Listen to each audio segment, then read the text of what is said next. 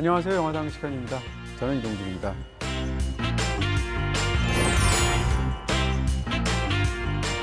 안녕하십니까. 보영당 김중혁입니다. 약국 이름 같아요. 그죠. 보령당, 빵집 같기도 보영당. 하고 약국 네. 이름 같기도 하고. 오늘 다룰 배우의 수많은 캐릭터 중에서 어떤 캐릭터가 나와 가장 비슷할까 생각해보다가 그런 사람이었어요? 보영하고 비슷하지 않을까. 진짜? 나 아위 같은 사람인 줄 알았더니 보영 같은 사람이었구나. 오늘 뭐 자세하게 얘기를 나누게 되겠지만 보영 같은 그런 이미지가 저한테 마음속 깊이 있는 것 같아요. 자, 그러면 오늘 뭐 더 기대가 되기도 합니다. 보영당 또 당수께서는 어떤 말씀을 하실지 궁금하기도 하고요. 지금 말씀해 주신 것처럼 오늘 주제는 잊지 못할 장국영의 모습들이라는 주제를 잡았습니다. 바로 뭐 장국영 14주기 네. 2003년 4월 1일이었었죠.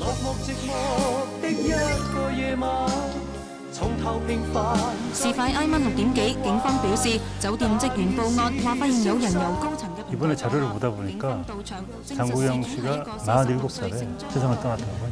그렇죠. 제가 올해 47살이에요. 이 나이라는 나이에 대한 생각을 하게 되잖아요. 장국영이 47살에 세상을 등졌는데 어떤 마음이었을까? 그런 마음을 오히려 시간에 대한 생각을 하면서 생각을 하게 되고요. 그리고 지금 봄이잖아요. 봄이고 47살이라는 게 그에게는 어떤 느낌이었을까? 글쎄. 저로서는 좀 더 잘 이해할 수 있지 않았나 그런 생각이 들더라고요. 그게 이제 정확히 이제 그러니까 만으로 따지면 46점 몇 세였으니까 46살인데 제가 정말 좋아하는 진짜 몇 안 되는 스타들 중에 두 사람이 46세에 죽었어요. 네. 또 한 명이 필립 시모 호프먼. 그렇죠. 필립 시모 호프먼도 46세로 세상을 떠나고 조심하세요. 네. 잃기 싫어요.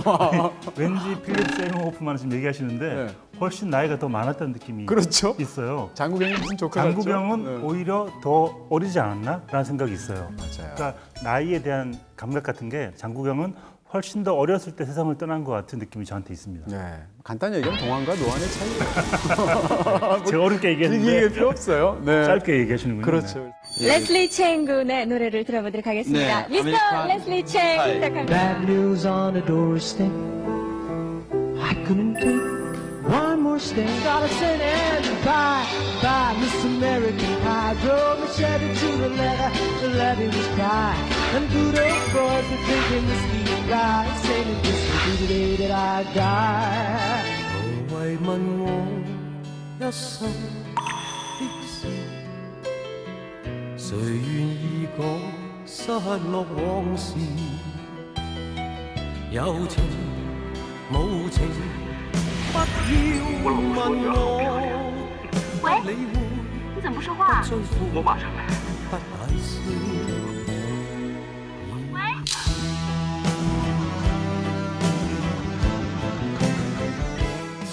사실 아무리 스타라고 해도 한 10여 년 세월이 흐르면 머릿속에서 흐릿흐릿해지게 마련인데 장국영만큼 매년 4월 1일마다 어떤 뭔가 사람들이 떠올리게 되고 그 사람의 뭔가를 생각하게 되고 영화를 보게 되고 영화는 또 재개봉하고 이런 배우도 거의 없는 것 같아요.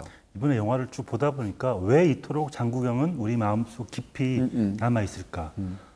장국영은 우리의 약한 부분을 상징했던 사람이었던 것 같아요. 우리 속에 아프고 약하고 좀 작았던 그런 마음들을 장국영 씨가 보여줬기 때문에 그 마음을 다치고 훼손된 것 같아서 그래서 오랫동안 기억하는 게 아닐까. 그래서 장국영이라는 얼굴 이름을 볼 때마다 우리 속에 약한 부분들을 떠올리게 되는 그런 연상작용이 있는 것 같습니다. 자, 어쨌건 장국영 저는 4월 1일 굉장히 생생하게 기억이 나는데 그날 일하고 있었어요. 네. 일을 하고 평일이었었고 일을 하고 있었는데 그 동료가 장국영이 죽었다고 그래서 거짓말인 줄 알았어요. 왜냐하면 만우절이니까 많은 사람들이 그랬듯이 만우절에 세상을 떠났는데 사실 그 스타들의 어떤 요절 신화라는 게 있잖아요. 수많은 뭐 제임스 딘, 마릴린 먼로 뭐 수많은 사람들이 있는데 장국영의 경우는 정말로 그것이 요절이 그 사람의 어떤 스타로서의 행과 불행을 활용점정하는 어떤 그런 정말 신화적인 사건 같은 느낌도 들어요. 장국영 씨는 배우들의 소식 중에서는 가장 가슴 아프게 느꼈던 것 같은 게 아까 말씀드렸듯이 동시대 배우라는 느낌이 강했고 맞아요. 우리가 잘 알고 있는 친구 같다는 느낌이 있어서 더욱더 마음이 아팠던 것 같습니다. 저는 사실 장국영보다 양조위를 더 좋아하거든요. 근데 장국영 씨가 이렇게 세상을 떠난 다음부터 장국영 씨가 이전보다 이후가 사실은 어떻게 보면 더 애틋하고 좋아졌거든요. 네. 많은 분들이 또 그런 면도 있지 않을까. 원래 굉장한 그런 배우이고 스타였었지만. 네. 우리가 처음으로 장국영 씨를 만난 많은 분들이 그랬을 것 같은데 전 영웅본색이었거든요. 물론 그 전에 가수 활동할 때도 이름은 알고 있었지만 잘 몰랐으니까 영웅본색을 보면서 저 사람 누구지? 저렇게 맑은 사람은 대체 어떤 사람일까라고 생각을 했는데 그 주윤발 씨와 또 비교가 돼가지고 더욱더 맑아 보였던 것 같아요. 그런 것도 있죠. 그때 봤던 그 느낌이 계속 유지가 되고 어쩌면 그 느낌이 죽을 때까지 계속 유지되었던 그런 배우였던 것 같습니다. 어떻게 보면 장국영 씨는 장국영은 출발할 때 지금 박보검 같은 이미지였어요. 그렇네요, 약간. 영웅본색, 그다음에 천년유혼 이 두 편이 언더라이트하면서 단번에 스타가 되는데 그게 한 85, 86 이때 얘기거든요. 근데 본인이 사실은 그 이미지에만 안주한 것이 아니죠. 그래서 오늘 다루게 될 세 편은 초기에 그런 단정하고 모험생 같은 이미지에서 이후로 얼마나 점점 더 깊은 배우의 세계로 걸어 들어갔는가를 보여주는 그런 세 편의 작품을 본격적으로 골랐고요. 그 세 편의 작품 오늘 뭐 보시게 될 텐데 사람마다 다르죠. 어떤 작품을 꼽을지.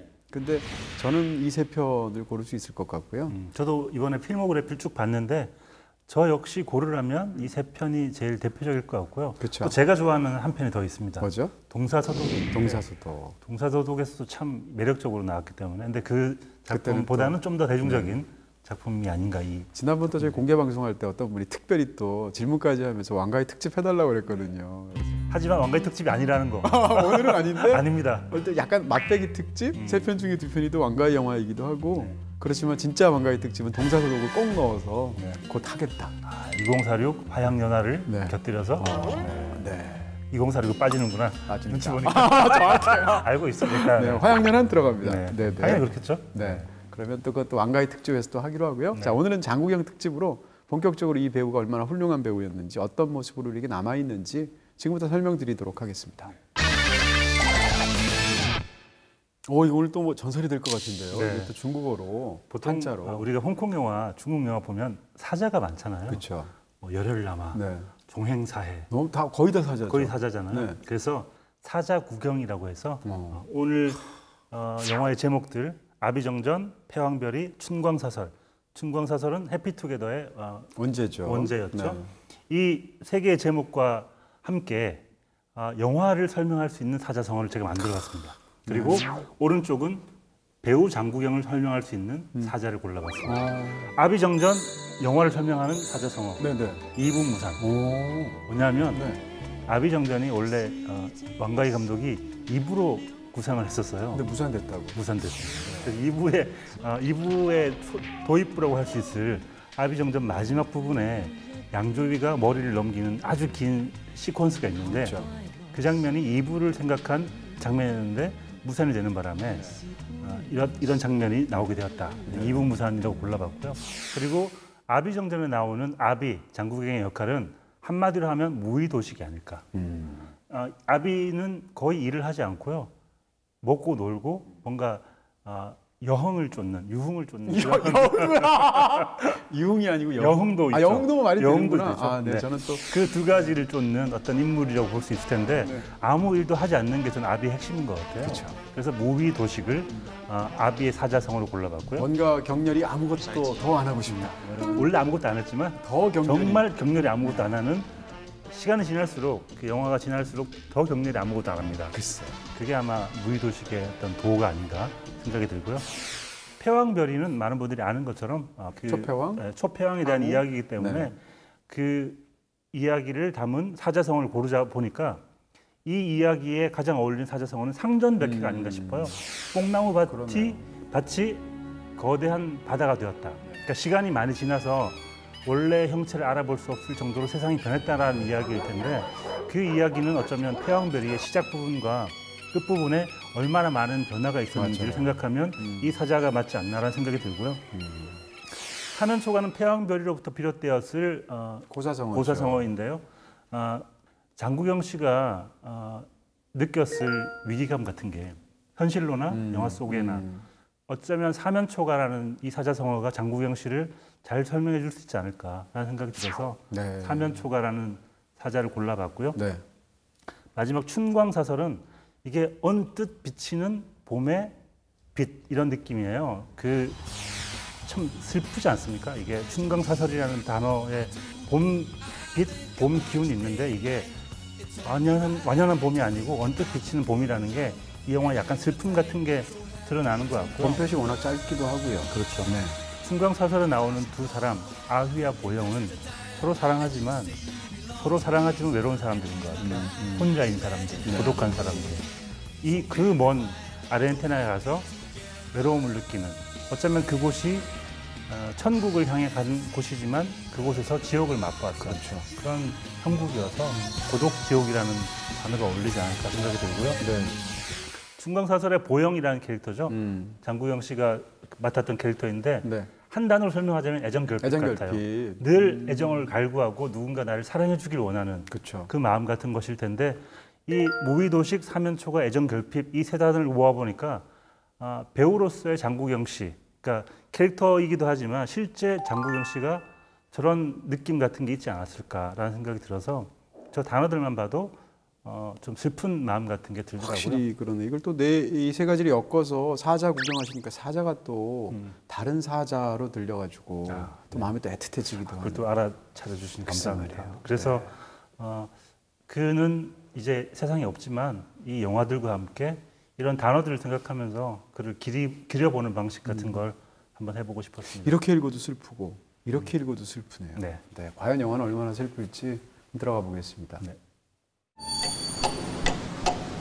1960年4月16號下晝3點之前嘅1分鐘，你同佢埋一齊，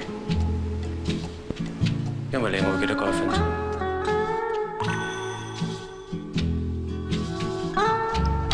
我只可以一直咁飛啊飛，飛到攰嗰陣就喺啲風入邊瞓覺。鷹雀就一世只可以落地一次，嗰次就係佢死嘅時候。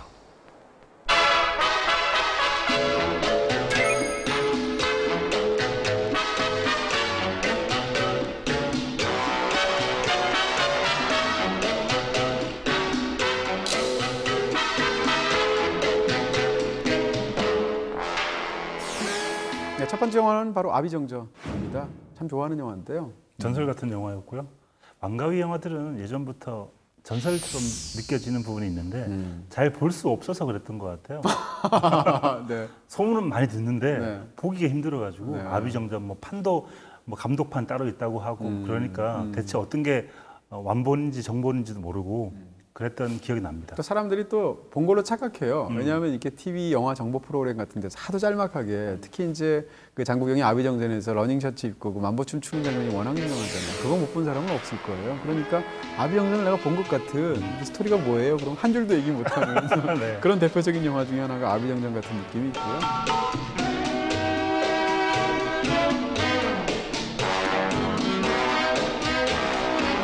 사실 이 영화는 이제 뭐 우리가 흔히 저주받은 걸작 이런 말을 할 때 대표적으로 거론하는 작품 중에 하나예요. 네.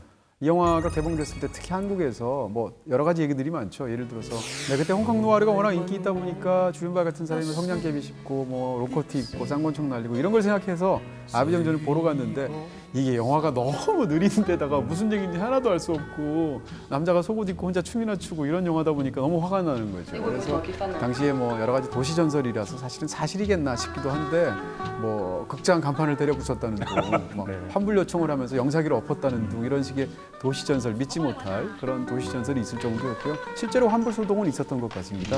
그런 부분까지 있을 정도로 당대에는 그런 평가를 받았는데 지나고 생각하면 사실은 이건 어떻게 보면 왕가위나 장국영의 어떤 가장 멋진 그런 가장 아픈 그런 순간 중에 하나가 아니었을까 하는 생각이 들기도 하고.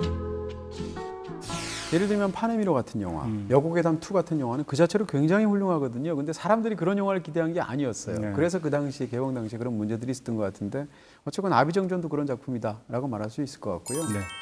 사실 이 영화는 이제 뭐 장국영과 왕가위가 만나서 정말 좋은 영화들이 많았죠. 많았긴 했는데 이 영화를 찍을 때 이제 뭐 숱한 일화들이 있잖아요. 그 악명 높은 왕가위의 촬영 현장들이 있는데 예를 들어서 쇼트 하나, 두 개 찍는데 막 며칠 걸리고 막 이러는 일도 부지기수다 보니까 어떤 일이 벌어지게 되냐면 배우 입장에선 현장에서 하염없이 기다려야 되는 겁니다.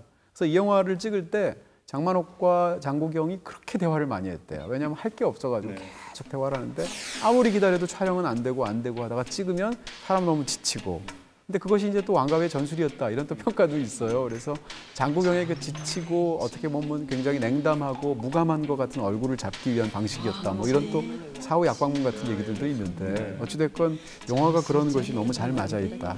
어쨌건 이런 그 영화를 찍을 때 이 장면에서 핵심은 느리다는 겁니다. 이 영화를 느리다고 푸념을 하면 사실 이 영화의 가장 큰 매력에 눈 감는 거고. 왕가위 감독 자체가 나이가 그렇기도 하고 홍콩의 60년대가 그렇기도 했는데 왕가위 감독 영화에서 60년대가 굉장히 중요해요. 그렇죠. 화양연화도 생각하시면 될 텐데 왕가위 감독은 60년대에 대해서 뭐라고 말한 적이 있냐면 홍콩의 60년대는 굉장히 느린 시대였다라고 회고를 하는 거예요. 그래서 이 영화에서 굉장히 그 어떤 느린 상처, 어떻게 보면 과거의 상처인데 느릿느릿 흘러가서 도무지 아물질 않는 혹은 뭐 느린 권태 이런 것들인데 그런 것이 아주 독특한 어떤 절대고독의 경지 같은 것을 영화에서 만들고 있죠. 이 영화 속에 이제 장국영의 모습만 조금 더 집중적으로 오늘 특집이니까 그런 이야기를 해보면 아까 말씀드린 것처럼 초반에 장국영은 부잣집 막내 도련님 같은 느낌. 근데 사실 이 아비정전도 그 느낌은 가져오긴 했어요. 그렇지만 예전의 느낌은 뭔가 하면 모범생이고 허튼 짓 하나도 안 할 것 같고 형이 타락의 길로 빠지면 참지 못하고 뭐 영웅본색 혹은 천녀 유혼의 어떤 백면서생 같은 계속 다 사자성어로 나오네요. 네. 네. 근데 그런 이미지였다가 90년대 들어와서 이제 이미지가 바뀌게 되는데 아비정전이 대표적이고요. 여기서의 아비정전에서의 그 아비를 맡았던 장국영은 자신의 필모그래피에서 사실상 하나의 분기점을 만든 거예요. 어떻게 보면 나쁜 남자의 전형 아닙니까? 그렇죠. 일단 시작할 때 장만옥 씨에게 멘트를 딱 날리는데 나도 약간 가슴이 뛰더라고요. 뛰어요? 아니, 굉장히 느끼하다고 처음엔 생각했는데 좋지 않나요? 저는 그 대사를 하는데 그런 대사를 저런 표정으로 한다면 누구도 설레게 할 수 있을 것 같은. 그리고 다음 날 장만옥 약간 화난 얼굴로 너무 웃겨. 꿈에 안 나오셨거든요. 그러니까 我尋晚冇瞓夢見到你喎。嘅你都冇瞓，咁冇用。 너무 천연덕스럽게 그런 얘기를 하는데 너무 멋있었어요. 우리 같은 사람이 똑같이 장국영이 그런 말을 하면 이제 그런 식으로 멋지게 나가는데 우리 같은 사람이 오늘 밤 꿈에 나를 보게 될 거야 하면 백 때문에 불면증 생기겠어 이렇게. 아니, 무슨 꿈, 개꿈 뭐 이렇겠죠. 네.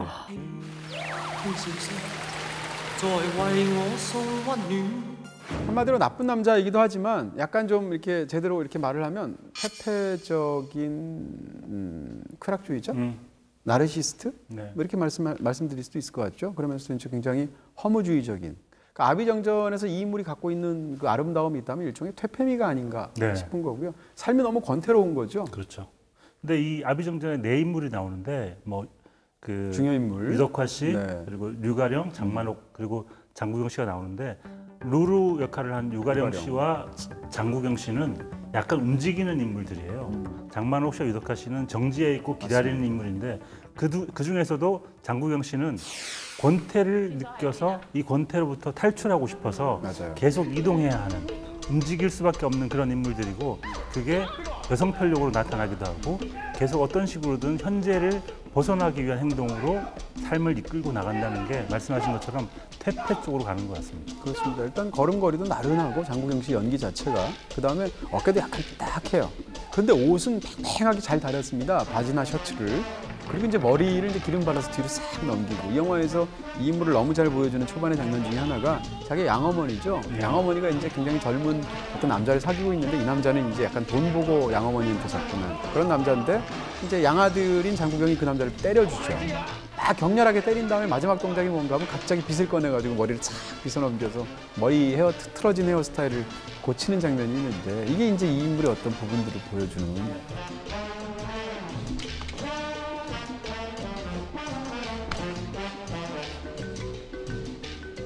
그리고 이제 아까도 이제 꿈 이야기도 하셨지만 더 유명한 장면은 사실은 영화 시작하자마자 그 이어지는 바로 갑자기 느닷없이 함께 시계를 보자고 하죠. 네. 저도 그 시간 심지어는 그 시계를 본 시간을 저는 외우게 돼요. 워낙 유명해서 1960년 4월 16일 오후 3시부터 1분간을 보는 거잖아요.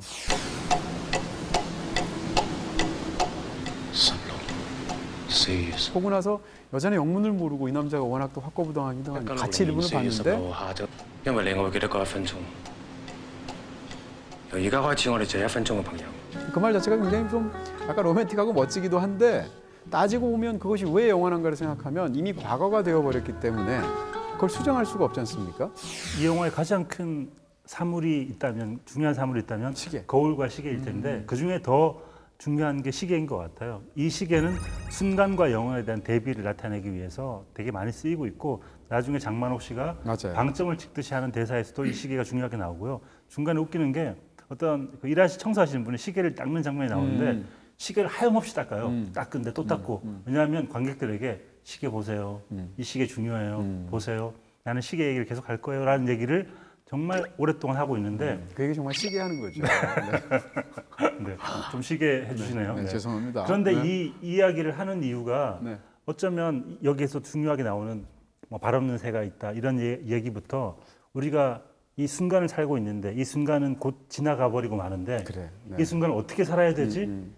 영혼이라는 건 없지 않나 이런 생각을 하고 있는 장국영, 아비가 앞으로 어떤 삶을 살게 될지에 대한 암시 같은 거라는 생각이 드는 거죠. 맞아요. 그러니까 과거가 영원하다는 것은 굉장히 로맨틱한 말처럼 들리지만 뒤집어서 얘기하면 과거에 어떤 상처가 있다면 상처는 치유되지 않는다는 얘기고 이 영화의 뒤까지 보게 되면 아비라는 인물이 대체 왜 이렇게 비틀렸는지를 알게 되잖아요. 그렇죠. 다 보고 나면 우리가 이해할 수 있는 것은 아, 이 인물이 우리가 권태라고 생각했던 게 사실은 권태가 아니고 상처였구나. 네. 이런 생각. 공격적인 속성이라고 생각했던 것이 공격적인 속성이 아니라 자기 모멸이었구나. 이런 생각을 갖게 돼요. 그런 부분들이 바로 이런 것들이 깔려 있어서 그런 게 아닌가라고 얘기할 수 있고요. 뒷부분에 어떤 장면에서 돌아오는 장면이 있잖아요. 그 뒷모습을 보여주는데 주먹을 꽉 쥐고 내 얼굴을 보여주지 않겠다라는 나레이션을 하면서 걸어가는 그 모습을 보고 있는데 이 걸음걸이만으로 이 인간의 모든 역사와 맞아요. 감정을 느끼게 하는 너무 훌륭한 장면이죠. 그런 장면이었던 것 같아요. 그렇습니다. 자, 그리고 이제 그 외에도 여러 가지 것들이 있는데 저는 장국영 씨가 세상을 떠났다. 만다린 오리엔탈 호텔 24층에서 뛰어나서 세상을 떠났다라는 얘기를 들었을 때 그리고 이제 저 부음 기사를 썼거든요. 네. 꽤 길게 썼던 기억이 나는데 그때 제일 먼저 떠오른 이미지가 뭐였냐면 장국영 발 없는 새 이런 이미지입니다. 뭐 요즘은 그것이 굉장히 폭넓게 공유가 됐었으나 이 아비정전을 보면 중간에 이제 필리핀의 정글을 이제 기차가 계속 끝도 없이 이렇게 달릴 때 그때 사실은 아비가 얘기했던 거잖아요. 其實佢邊度都冇去過，隻雀仔一開始就已經死咗。我曾經講過未到 이런 아비가 굉장히 센티멘탈한 얘기를 하게 되는데 이 발 없는 새의 이미지가 어떻게 보면 이런 비극적인 죽음까지 맞게 되고 우리 마음에 영원히 남게 된 상황에서 아비라는 그 인물 또는 발 없는 새라는 이미지가 장국영을 생각하는 강한나의 이미지처럼 저한테는 느껴지는 거죠. 네. 전 또 하나 의미심장했던 게 그 영화 속에서 유덕화 씨가 그 이야기를 한 번 더 반복을 하면서 그런 얘기를 해요. 그 새는 이미 태어날 때부터 죽어 있었는지도 몰라라는 얘기를 하는데 그 이야기도 어찌 보면 이 순간과 영혼을 이야기하는 영화 속에서 굉장히 의미심장하게 다가오더라고요. 그렇습니다. 네. 뭐 사실 그 왕가위의 많은 영화들에서 대화가 사실상 독백인데 이 영화에서도 그렇기도 하고요. 영화에서 보면 사실 항상 이렇게 사람들이 서로 등을 바라보고 있잖아요. 이 사람은 여길 보고 있고 그 등을 또 다른 사람이 보고 있고 이런 식의 굉장히 쓸쓸한 사랑의 관계들이 있는데 항상 뭐 도착하면 그 사람은 이미 떠나거나 죽고 없거나 이런 일들이 영화 속에서 계속 벌어지게 되고요. 또 흥미로운 것 중에 하나는 극 중에서 가장 내밀한 이야기를 누군가에게 털어놓을 때 그 사람은 사실상 이방인이다라는 거죠. 극 중에서 이제 유덕화가 그 역할을 2번 하게 되는데 남아있는 장만옥, 수리첸이 자기의 그런 아픈 과거에 대한 얘기를 털어놓는 것도 그냥 우연히 돈 빌리고 돈 꾸고 뭐 갚아주고 하는 그 상대방이었던 그 유덕화이고 그 다음에 또 장국영이 극 중에서 또 굉장히 아픈 자기의 속내를 그대로 다 얘기할 때도 역시 잘 모르는 상대방이 유덕화한테 그런 얘기를 하는 거잖아요. 왜냐하면 그 사람 모르는 사람이니까 그런 얘기를 할 수 있는 거예요. 그런 부분들까지 합쳐져서 영화에는 사실상 굉장히 독백 같은 그런 부분들이 처음부터 끝까지 이루어지는 그런 영화라고 할 수 있습니다. 오늘 장국영 씨 특집이지만 전 이 영화 처음 봤을 때는 유덕화 씨한테 빠져가지고 그래요? 같은 시간대에 기다리겠다 나는. 네가 언제든지 전화하면 난 그 자리에 있을 거다. 기다리는 남자하고 너무 멋있는 거예요. 경관을 그 경찰 제복을 입고 계속 그 같은 시간대에 움직인다는 게 너무 멋있고 유덕화 씨가 장국영 씨를 만나게 되는 계기 역시 이 사람은 움직이면 안 되는 사람인데 장국영 씨의 이야기를 들어주기 위해서 움직였다는 느낌 같은 게 들 정도로 이 사람은 들어주고 기다려주고 대꾸해주는 사람인 것 같아요. 제가 그런 사람들을 더 좋아하기 때문에 아마 처음 봤을 때는 그 사람에게 마음이 끌렸으나 시간이 지나고 보니까 더 애틋한 사람은 역시 장구경 씨 같은 인물인 것 같아요. 그렇습니다. 사실 원래 왕가위의 첫 번째 작품이 열혈남하고 그렇죠. 거기 주인공이 유덕화지 않습니까? 두 번째 영화를 만들면 주인공은 자연스럽게 유덕화를 생각해야 돼요. 실제로 유덕화를 염두에 두었다고 하는데 유덕화의 이미지는 이 아비랑 너무 안 맞는다는 거죠. 그래서 장구경이랑 했는데 유덕화도 굉장히 훌륭한 배우고 스타지만 이거는 진짜 장구경 외에 다른 사람을 생각할 수가 없는 네. 그런 배역이 아니었을까.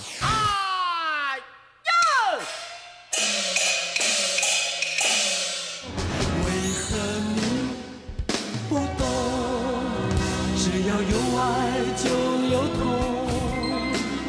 有一天你会知道，人生没有我并不会不同。人生已经太匆匆，我好害怕总是泪眼朦胧，忘了我就没有痛。 네, 두 번째 작품은 패왕별이입니다. 많은 분들이 또 장구경 최고 연기를 패왕별이로 꼽는 분들도 굉장히 많으세요. 가장 인상적이었을 테고 이런 연기를 과연 장구경 아니면 누가 할 수 있을까? 이보다 더 적임자는 없다. 이런 생각을 아마 많은 분들이 하셨을 것 같습니다. 그렇습니다. 저는 이제 장구경의 궤적을 밟아서 홍콩을 여행한 적이 있거든요. 네. 근데 이제 홍콩의 그 빅토리아 산 거기를 올라가게 되면 거기 전 세계 유명 대도시마다 다 있는 밀랍 그 박물관이 있어요. 네네. 마담 투소의 네, 네. 그 밀랍 박물관이 있는데 거기 가면 이제 홍콩 스타들이 다 만들어져 있거든요. 장구경이 바로 이 극중에 등장하는 데이 모습으로 만들어져 있습니다. 이 장구경 씨가 연기한 허단, 그러니까 물론 이 배역은 너무 좋은 배역이지만 너무 비극적인 배역이잖아요. 그렇죠. 근데 거기다가 그 모습을 갖다 놓으니까 마음이 좀 약간 이상해지기도 하는 그런 부분이었는데. 하지만 만약에 하나만 고르라면 그렇죠. 뭐 아비정전, 뭐 해피투게 다 좋지만 이 영화를 고를 수밖에 없을 것 같은 마음은 알겠네요. 아니요, 러닝셔츠하고 팬티 이것도 괜찮을 것 같은데. 자, 이제 영화 속에 이제 어떤 부분들을 이제 말하기에 앞서서 약간 뒷얘기를 먼저 조금 말씀을 드린다면 앞에 영화도 사실은 아비정전도 흥행에는 실패했지만 그 홍콩 최고의 상이 이제 금상장이지 않습니까? 그렇죠. 금상장 작품상, 뭐 감독상, 나무주연상 장구경이 받기도 했었고요. 패왕별이는 뭐 국제적으로 가장 많이 알려진 첸카이거의 영화죠. 그래서 황금종려상을 받았는데 피아노와 함께 받았던 그런 기억이 있고요. 근데 이 첸카이거의 패왕별이 이 작품에서 원래 주인공은 원래 존 론이었대요. 그러니까 마지막 황제. 마지막 황제가 그 직전에 전 세계적으로 워낙 크게 성공을 해서 존 론이 또 이제 당연히 동양계 배우고 중국계 배우니까 쓰려고 했는데 결과적으로는 장구경한테 갔다고 하는데 이건 진짜 천우신조죠. 네. 여기서 우희로 나오지 않습니까? 근데 정말로 우희로 분장한 경국 배우의 얼굴이 분장이 워낙 짙기 때문에 표정이 없잖아요. 표정이 없는데 그 표정이 없는 가운데서 또 장구경의 경국 배우로서 연기하는 걸 보면 이상하게 묘한 슬픔 같은 것이 이게 어떻게 보면 추억 보정일 수도 있는데 그런 생각이 들더라고요. 거울의 배우, 거울을 많이 보는 배우라는 생각이 드는 게 아까 만보 춤출 때도 얘기했지만 이 패왕별이는 거울을 볼 수밖에 없는 캐릭터잖아요. 그렇죠. 그래서 분장을 해야 되고 화장을 해야 되기 때문에 그 거울을 바라보면서 거울 속에 비친 누군가를 질투하기도 하면서 이 거울이 가지고 있는 굉장한 암시가 또 있는 것 같아요, 이 영화에. 그렇습니다. 네. 영화에서 또 실제로 가장 시각적으로 인상적인 장면 중에 하나가 바로 거울 장면이고 둘이 분장을 할 때 옆에서 샤오루가 이렇게 거울을 들어주죠. 혹은 거울 뒤로 보이죠. 그랬을 때 두 사람의 어떤 시선이라든지 시선이 일치하거나 어긋나는 부분들, 그럴 때 어떤 마음의 어떤 관계 이런 것들 같은 것이 굉장히 인상적이고. 샤오루가 그리고 육각 같은 데를 드나들면서 너도 같이 가자 막 흥분할 때 거울을 통해서 한번 딱 째려보면서 흘겨보는 느낌? 그럴 때 정면을 보지 않고 거울을 통해서 흘겨보는 거. 다 눈짓이 여기서 뭐 눈짓, 걸음걸이, 손짓 이런 것들이 너무 훌륭하게 이제 그 데이스러운 건데 우리가 데이라는 건 사실 가상의 캐릭터인데도 불구하고 그렇죠. 장구경 씨의 여기서 연기를 보면 예를 들면 이런 것도 있습니다. 분장을 해줄 때 직접 상대방에다 이렇게 붓으로 이렇게 그려주죠. 그려줄 때 눈을 그려주니까 원래 샤오루가 눈을 감고 있죠. 그러다가 이렇게 어느 순간 눈을 떠가지고 장구경, 그러니까 데이를 딱 쳐다보는 순간 눈을 시선을 싹 피하면서 샘초롬하게 눈을 싹 이렇게 돌리는 장면 같은 거 있어요. 그런 장면을 보면 야 진짜 연기의 그 섬세함이 굉장하구나. 근데 저는 그 샤오루의 화장을 해주는 분장을 해주는 장면이 여러 번 나오는데 정말 마음 아픈 장면이 있잖아요. 그 인민 재판을 받기 위해서 뭐 이 영화의 클라이맥스죠. 네, 거리에 나와 있을 때 그 분장을 직접 해주기 위해서 둘이 마주보고 있는데 그 장면은 똑같은 장면임에도 불구하고 어쩜 이렇게 마음의 파동이 다를 수 있을까 그런 차이를 보여주는 명장면이었던 것 같아요. 그 장면에서의 장국영 씨의 섬세한 연기를 보는 것도 이 영화의 가장 큰 슬픔을 느끼는 장면 중 하나가 아닌가 싶어요. 어떻게 보면 이제 뭐 중국 영화에서 국제적으로 가장 많이 이렇게 알려지기도 하고 역사에서 가장 큰 비극이기도 한 게 이제 문화혁명이라고 우리가 얘기하는데 이 영화가 사실은 거의 한 4, 50년을 다루잖아요. 군벌 시대부터 시작해서 뭐 장개석이 중국을 지배했을 때 혹은 문화혁명의 피바람이 중국 대륙을 휩쓸었을 때 혹은 일제 치하까지 그런 순간들이 다 나오는데 그런 파란만장한 격동의 역사 또 한편으로는 경극으로 대표되는 예술의 세계 이 양자 사이에서 어떻게 보면 줄타기를 하다가 그야말로 좀 산화된 것 같은 인물 그런 인물의 비극을 그린다는 면에서 이건 사실 첸카이호 감독으로서도 굉장한 역작이자 야심작이었을 것이고 또 영화의 규모나 하는 이야기나 또는 더군다나 90년대 초반까지만 해도 중국이 지금만큼 또 자유롭거나 이러지는 않았잖아요. 그런 상황에서 보면 시대적인 한계까지 또 놓고 보면 사실은 굉장한 부분이 있는 작품이라고 저는 생각이 듭니다. 초반 등장하는 장면이 어떤 그 체육관 같은데 공연을 하러 온 샤오루와 데이를 보여주는데 이제는 비루해져서 옛날 좋았던 시절을 다 지내보내고 초라해진 두 사람의 모습으로 맞습니다. 시작을 하면서 문화혁명 얘기를 그때부터 시작을 하잖아요. 이제 잠깐 언급을 하는데 그런 비루한 장면에서부터 시작한다는 게 이 영화가 가지고 있는 숙명과 슬픔을 미리 깔아놓고 시작하는 게 아닌가 그렇죠. 싶어요. 그러니까 영화가 거대한 액자 구조를 갖고 있는데 22년 만에 두 사람이 공연을 하지 않습니까? 22년 만에 그 늙어서 공연을 두 사람이 하게 되고 그러면서 이제 과거의 이야기들이 쫙 파란만장에 펼쳐지고 그 22년 만에 공연이 어떻게 끝나는지가 마지막에 붙어 있는데 22년 만에 늙어서 두 사람이 공연을 한다라는 것이 전제가 되는데 그때 이제 극장 관리인 같은 사람이 이제 말을 붙이지 않습니까? 근데 이 두 사람은 카메라를 정면으로 보면서 이야기를 해요. 근데 극장 관리는 극중에서 안 나오고 보이스오버로 프레임 밖에서 이야기를 하거든요. 그러니까 사실상 극장 관리인이 관객이 되는 거죠. 그런 의미에서 관객은 카메라를 보면서 이야기는 두 사람의 이야기를 듣게 되는데 이런 구성은 마지막을 먼저 사실상 보여주는 거기 때문에 어떤 느낌이 있냐면 저 둘이 왜 저렇게 됐을까? 어떤 일이 과연 발생했길래 저렇게 됐을까라는 궁금증을 갖게 되는데 그것이 사실상 비극의 끝부분이잖아요. 네. 그런 면에서 어떤 처연한 기운을 영화 전체의 구조에 들여오게 된다. 이렇게 말할 수 있겠죠. 이 장국영 씨가 이제 초반에는 등장하지 않고 아역들이 이 역할을 하게 되잖아요. 그 어린 시절에 경극을 배우는 장면이 앞쪽에 나오고 이런 아이들이 샤오루와 데이 역할을 하면서 커 나갔다가 사진 찍는 장면에서 두 사람이 딱 나오는데 그 장면이 전 너무 좋더라고요. 그 장면에서 풋풋한 장국영 씨의 그 양복 입은 그 모습을 딱 보는데 와 이렇게 자라서 성인으로서의 처음 모습이 이렇겠구나 하는 생각이 들면서 약간 슬프기도 하고 그 장면을 보는데 그렇습니다. 이 세 인물의 관계에 대한 얘기를 뭐 안 할 수가 없을 것 같은데 잠깐 이야기를 하게 되면 이제 데이가 있고 그다음에 샤오루가 있고 그다음에 주샨이라는 공리가 연기한 그 세 명의 배우의 그 세 명의 캐릭터의 굉장히 묘한 삼각관계를 다루고 있지 않습니까? 근데 데이와 샤오루를 얘기하자면 데이와 샤오루는 어떻게 보면 이 경극이라는 예술 형식 안에서는 두 사람의 마음은 정확히 일치했죠. 한 사람은 초표형이고 한 사람은 사랑하는 애첩이었던 우희입니다. 근데 이 경극의 세계에서 바깥으로 나오게 되면 둘의 마음이 다른 거잖아요. 한 사람은 상대를 사랑하고 있는 거고 한 사람은 사랑이라기보다는 뭐 굉장히 진한 우정 비슷한 걸 느끼고 있는 건데 그런 과정에서 이 두 가지가 일치하지 않기 때문에 생기는 비극이죠. 근데 또 하나 흥미로운 것은 사실은 데이와 주샨의 관계예요.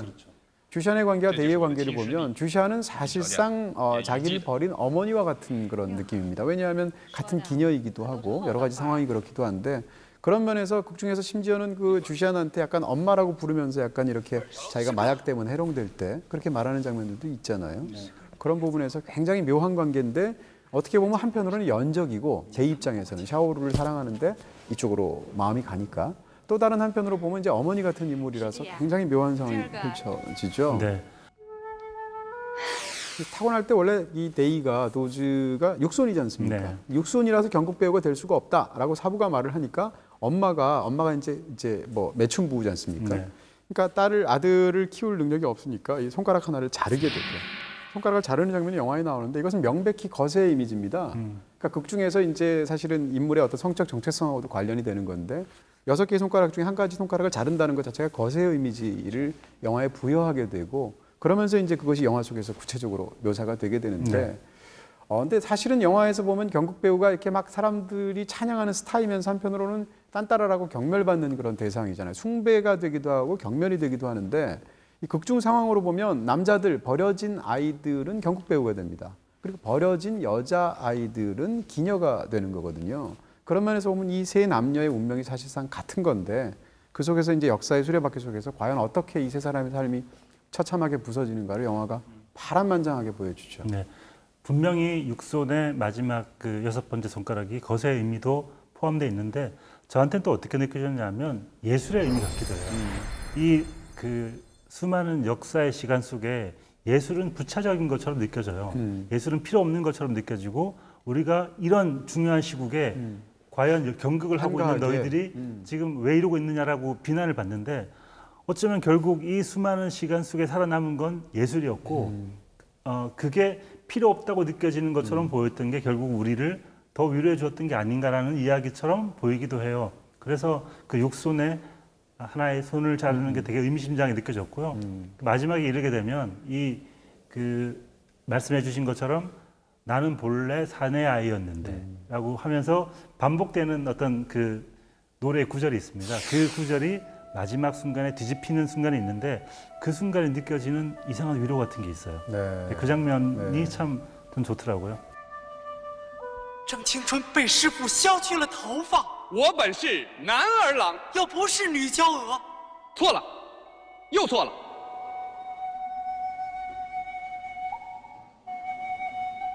태양별이는 참 어떻게 보면 아비정전하고 정반대의 화법을 가진 영화라고 할 수도 있을 텐데 파란만장하게 어떻게 역사의 벽화를 그리면서 거기서 한 인물의 생생한 어떤 그런 이야기를 보고 싶으시다면 참 보시는 것도 좋을 것 같아요. 이 대사 중에 그 원대인이 장구경 씨 대의를 얘기를 하면서 어떻게 표현을 하냐면 한 번 웃으면 온 세상이 봄이요. 네. 한 번 훌쩍이면 만고의 수심이 가득하니 네. 당신을 노래한 것 같고 이라고 표현을 하는데 정말 이 영화에서 활짝 웃을 때는 봄 같고 정말 깊은 그 수심 가득한 얼굴을 할 때는 모든 사람이 함께 울어야 될 것 같은 그런 변화무쌍한 표정을 보여주고 있는 것 같습니다. 네, 극중에서 또 심지어 그런 말 하잖아요. 1분 1초라도 함께하지 않으면 평생이 아니야 이러는데 이건 어떻게 보면 패왕별이의 장구경이 아비정전의 장구경한테 일가라는 말처럼 들리기도 해요. 네. 그런 면에서도 흥미로운 부분이 있습니다. 네.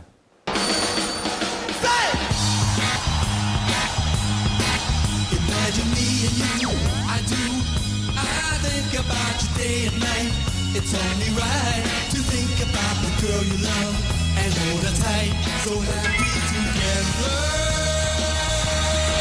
If I should call you up, invest the time, and you say you belong to me, and ease my mind. Imagine how the world would be so very fine, so happy together.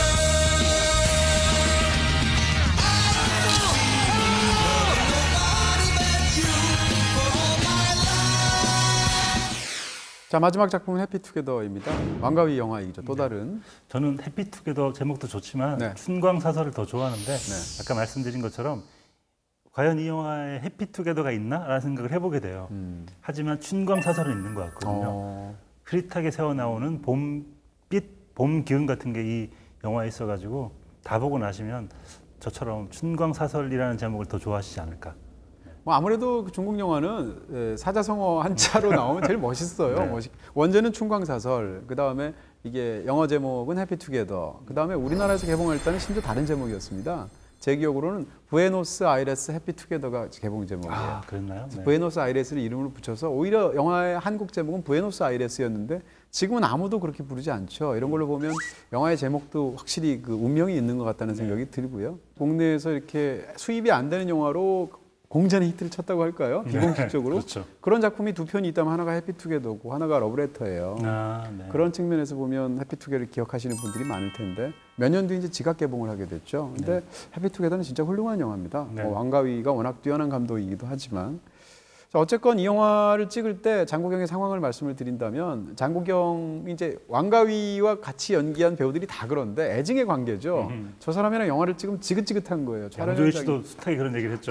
네. 지긋지긋한데 영화가 나중에 나오면 또 영화 너무 좋거든요. 그러니까 이 사이에서 갈등을 하게 되는데 이후에 사실은 중경삼님, 타락천사 전부 다 장국영한테 배역이 왔습니다. 다 주인공으로 배역이 왔는데 장국영이랑 안 했거든요.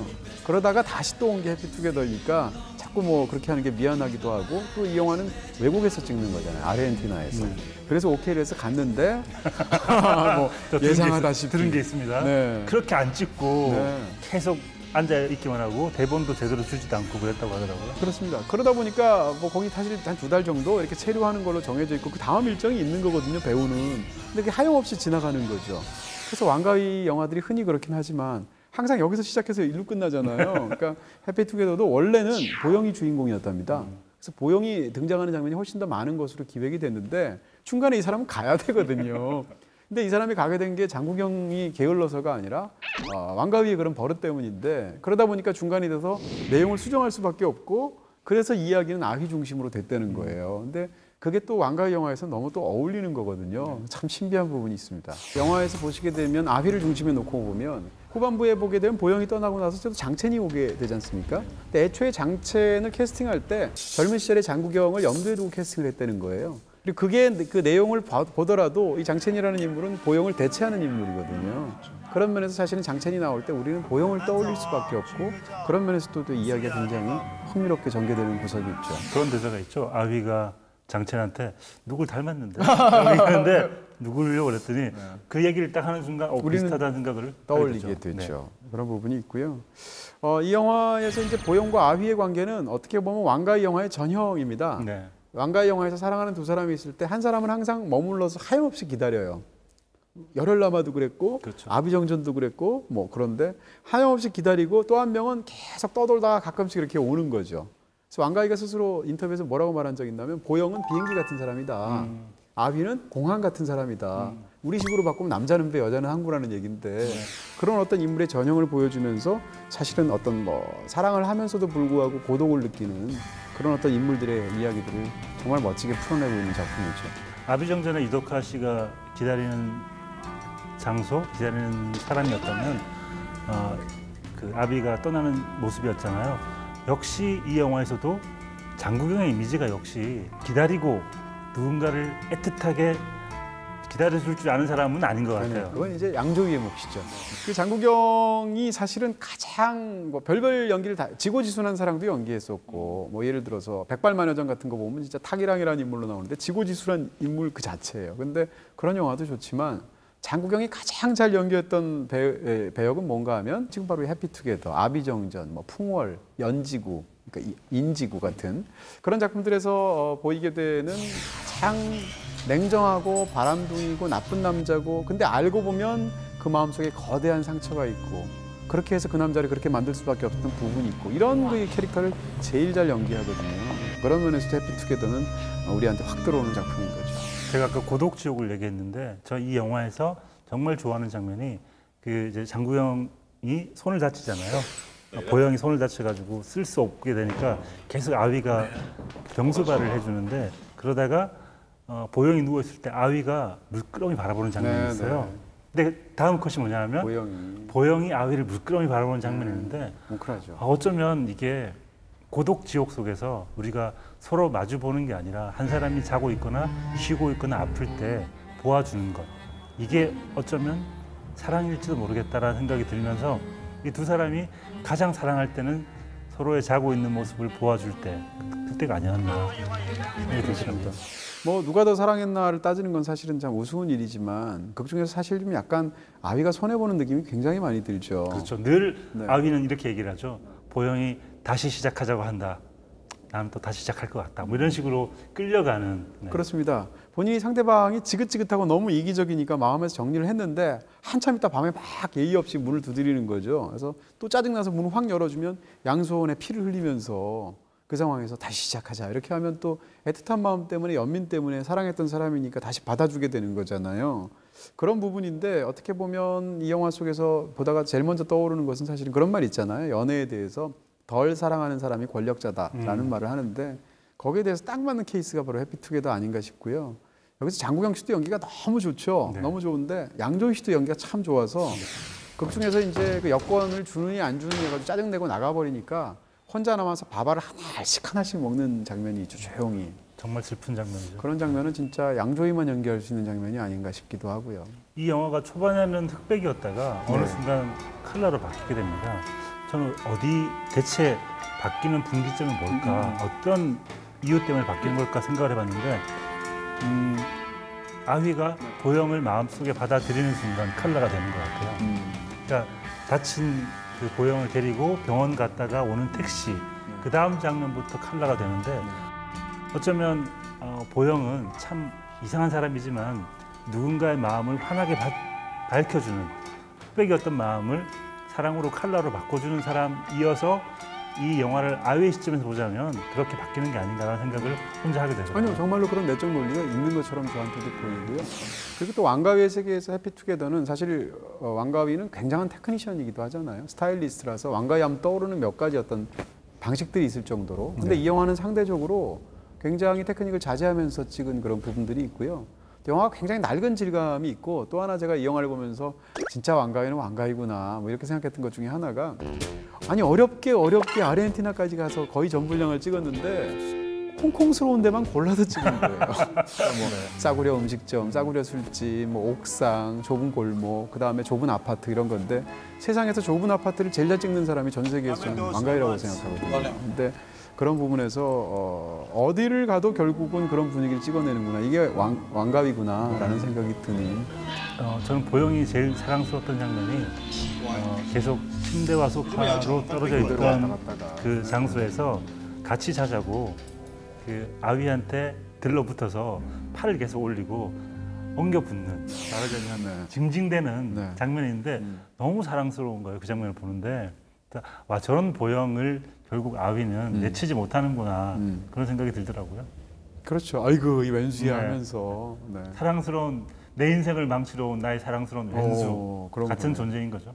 그렇습니다. 참 그런 면에서 본다면 사랑도 참 수수께끼 같다는 생각이 드는데 그런 어떤 양면적인 측면들을 너무 잘 보여주는 그런 작품이라고 할 수 있겠습니다.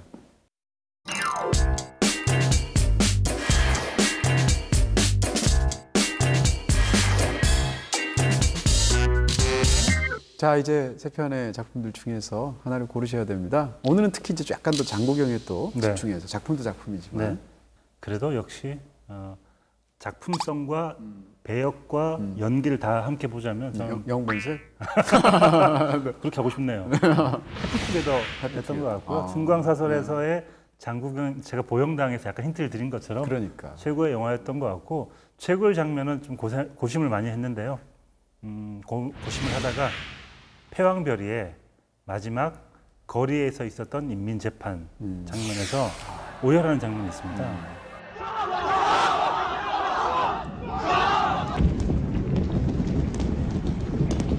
解放！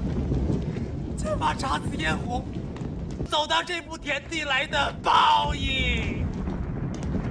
我早就不是东西了。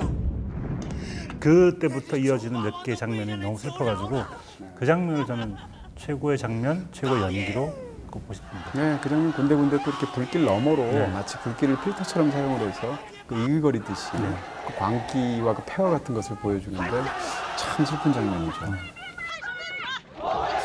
저는 세 편 중에 가장 좋아하는 작품이기도 하고 장국영을 제일 잘 보인다고 생각하는 것은 아비정전입니다. 아비정전을 꼽을 것 같고요. 하나를 고르라고 하면 아비정전과 패왕별이 어떤 두 장면을 놓고 고민을 했는데 저는 결국 그 아비정전에서 필리핀까지 가서 생모를 만나려고 갔는데 못 만나고 걸어 나오는 장면. 그거 안 하셨으니까 다행인 거죠. 아까 제가 그 얘기는 살짝 얘기를 했기 때문에 그 얘기할 때 제가 약간 과묵하게 말을 받지 않았습니까? 말을 아꼈죠? 지금 얘기하려고. 하십시오. 交來一年4月12號，我終於嚟到我自己阿媽嘅屋企。 평생 만나고 싶어 했던 생모를 만나러 가는데 생모가 안 만나주죠. 뒤에 있는 걸 알아요. 아는데 돌아서서 그냥 걸어서 나가는 장면이고 대사도 없고 아무것도 없는 장면이지 않습니까? 근데 그 장면에서 걷는 뒷모습만 봐도 저 인물이 어떤 인물인지를 완전히 이해할 것 같은 그런 느낌을 줍니다. 但我一定唔會擰翻轉頭。 뒤에 이제 엄마가 보고 있는 상황에서 걸어가는데 카메라 것을 어떻게 잡냐면 성큼성큼 걸어갑니다. 걸어가는 것도 미련이 있게 막 뒤를 돌아보고 이러지 않고 성큼성큼 걸어가는 인물을 카메라가 따라가죠. 그러다가 어느 순간 아득히 인물이 멀어지려고 하는 순간부터 카메라가 슬로우 모션으로 바뀌게 되죠. 그러면서 그 순간이 영원이 되는 거예요.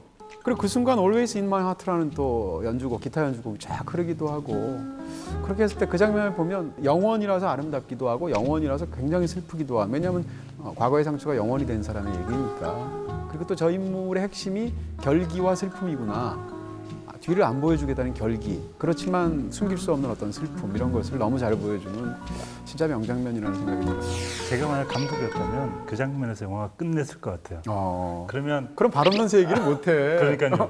네. 해피엔딩 네. 나름의 해피엔딩 됐을 것 같아요. 네. 그 장면에서 영화가 끝이 나면. 근데 그 이후에 어떤 일들 이후에 나오는 얘기들 때문에 이 영화가 더 슬퍼지는 부분은 분명히 있습니다. 하지만 저는 그 장면이 너무 좋아서 거기서 그냥 끝나버리고 엔딩 크레딧이 올라오면 많은 생각을 할 수 있지 않았을까라는 생각도 해보게 됩니다. 그렇습니다. 네. 뭐 과연 어떤 장면들인지 한번 직접 보시는 것도 좋을 것 같네요.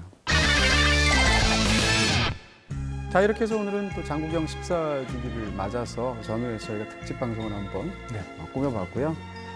잊지 못할 장국영의 모습들이라는 주제로 세 편의 작품에 대해서 저희가 또 이야기를 했습니다. 오랜만에 또 그의 얼굴을 보니까 옛 추억이 생기기도 하고 이 세상에 없는 사람을 추모하는 좀 아름다운 방식 중에 하나가 영화를 보는 거인 것 같아요. 그런 의미에서 보시는 것도 좋지 않을까. 네, 이 작품들은 BTV에서 직접 관람하실 수 있습니다. 저희는 여기까지고요. 또 다음 주에 좋은 영화를 찾아뵙겠습니다. 감사합니다.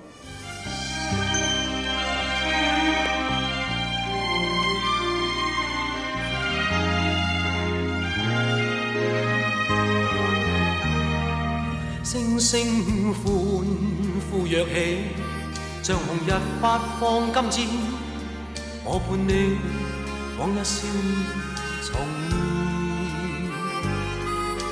輕輕叫聲，共抬望眼看高空，終於青天優美為你獻，擁着你。當初溫馨再湧現，心裏邊童年稚氣夢未污染。今日我與你又試肩並肩，當戀情再度添上新鮮。